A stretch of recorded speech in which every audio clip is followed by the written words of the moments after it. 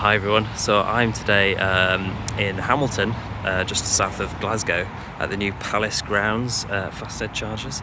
So you can see this amazing install of this four 300 kilowatt chargers with 8 connectors, or well, more connectors, but that can charge 8 cars, and just having a wee top up before going to a conference and then heading home.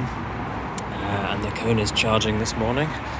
Working perfectly fine from auto charge, or I tried to get it through Optimus Electrobus because it's cheaper, and not bad speeds, I suppose, for my slow charging car.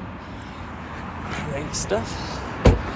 And there's a nice little car park, and hopefully I can just park up and get a taxi into the conference. But yeah, what a great place. You've got these see-through solar panels. So you've got a canopy, you've got a place to sit, but with no other facilities, which could be improved. But there's a McDonald's around the corner, as well as Pizza Hut or whatever. So if you're on a longer stay, you can just walk around to the retail park that's just down there. What a great place. And this will just be a quick 10-minute top-up before I just drive into a city centre car park. So I thought I'd highlight another great installation from Fastned.